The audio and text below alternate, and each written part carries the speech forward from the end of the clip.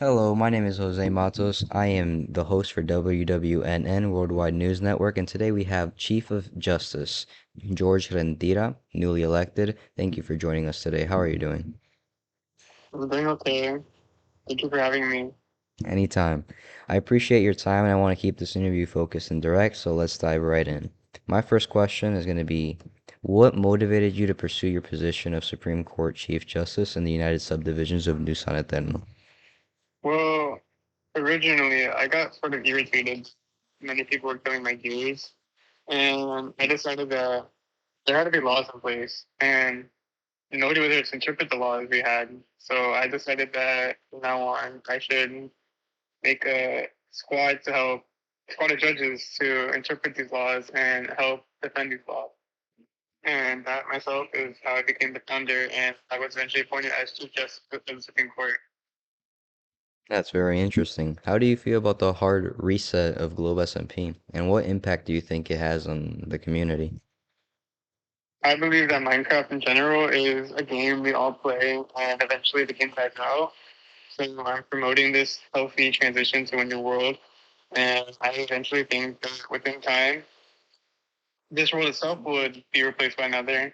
And I think that the effect that this brought into this world is drastic. As many of us worked hard for our creations in our old world, for our progress, and all that was taken away from them. So I do believe that it'll be hard to adjust. However, I do think this is much needed for many people in the server who lost a lot of stuff due to the incidents that happened. Going right into what you just said, with many players losing their structures and progress, what are your thoughts on how the community can effectively rebuild? I genuinely have empathy and sympathy for them. However, I would love to give back to the community than what's given to me. For example, you, my friend Jose Matos, have given me so much material, so much resources, and so much help when I was developing, and I'd like to return that to my dear friend Samantha, who needs help building her government structure building, and I will be more than happy to help her with that. So I would love to do community service. I would love to volunteer to help those in need. Okay. Switching the topic a little bit, the loss of add-ons has been a significant blow to our server's functionality. How do you envision addressing this issue moving forward? Well, the loss of our items due to the removal of those add-ons pushed me to want to make a new server because I lost most of my stuff, most of my progress because of that. And I saw a new beginning. I saw a rebirth at hand. So that being said, I believe the significance was very large. And I do think that because of those loss of add-ons, I do think that adjusting will be very difficult because we came from a very developed server, a very developed nation with a very developed instructive government. And without those buildings that we used, we don't have a courthouse yet. We don't have pretty much anything yet to establish what we once had. So I believe that it'll be very hard to adjust due to that. However, I do think within time we will develop enough to the point where we won't have to rely on stuff we had from the last server. Okay, that's an interesting point of view. In your opinion, how can governments with Globe SMP maintain cohesion during the transitional period? Cohesion during the transitional period. I'm sorry, repeat that please. In your opinion, how can governments within Globe SMP? Wow, we are getting struck by lightning hard. Give me 1 second. In your, in, in your opinion, how can governments within Globe SMP maintain cohesion during this transitional period? Well, for starters, I believe that we should instead focus on domestic values instead of foreign. However, within time, our allies and potential threats must learn to compromise and must learn to coexist with one another. Because at the end of the day, this is a new server with new opportunities, and if we keep on the old drama, if we keep on the old dramas that we used to have in our old server, we won't get anywhere. We need to progress first to nation.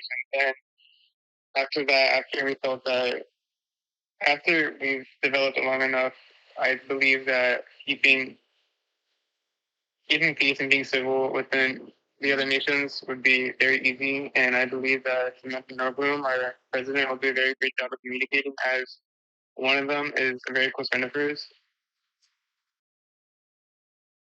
Okay. Going right into that with what you just said, what is your perspective on President Gordon and the Norfolk, one of the neighboring nations? How do you foresee his leadership affecting relations between our nations?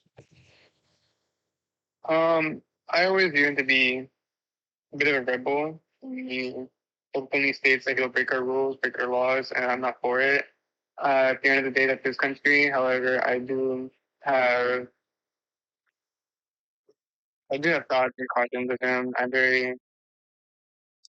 I choose to not interact much with him due to the fact that we had different viewpoints. We disagree on much, and I don't believe he's a threat. I believe he'll be an ally. However, I don't feel comfortable with him so soon coming to us, especially when our laws, we can't enforce them at the moment.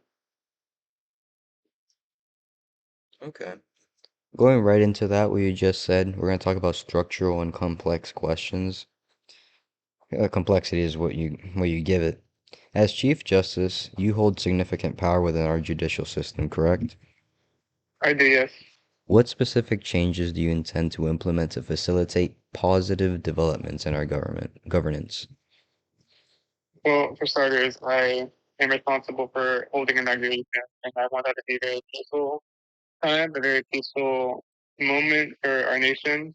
And I'd like to hold anybody accountable if they choose to object any inauguration events. I'd also like to implement more judges. I'll be happy to cooperate with the president when they are nominating future judges. I also intend to implement more laws and advise the legislative branch to to make more bills for the president to sign, as there have been a lot of loopholes that must be fixed.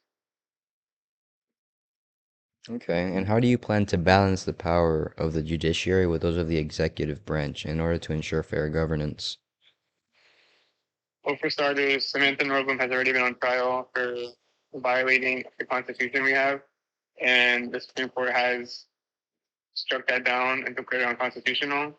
So I believe that we can cooperate. However, we cannot cooperate if he chooses to leave the Constitution aside that we have. And I do agree that Samantha Nordblom is a very great president. However, at some times, many people choose many people are unaware of what they're doing. And again, as Chief Justice, I must remember my oath and I must hold her accountable. Okay. What strategies will you employ to address any potential conflicts arising from different interpretations of laws among various subdivisions? The same way you just talked about the laws with their loopholes. First things first, the laws should be followed. The laws should not be interpreted, they should be followed. And the president's job is to enforce them. Now, with loopholes, they can be very confusing, and some of them have very supporting arguments. Other arguments are just downright stupid.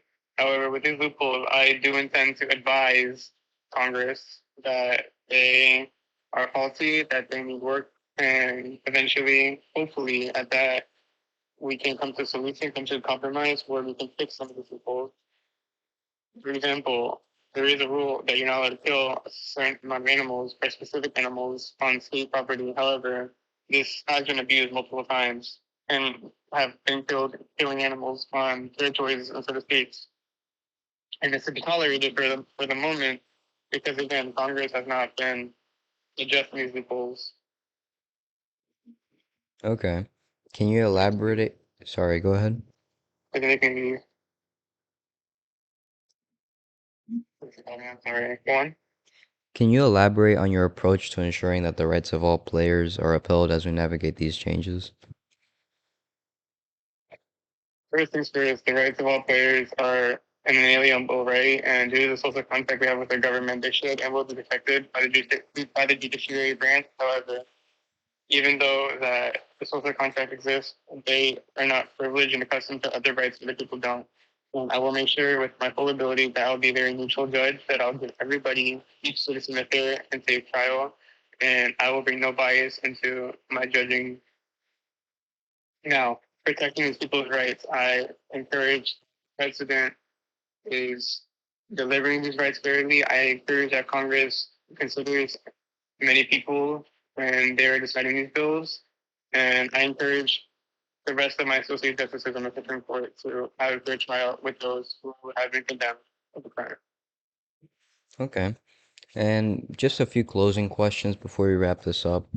What are your thoughts on the newly elected President Samantha Nordblom and her vision for our own nation?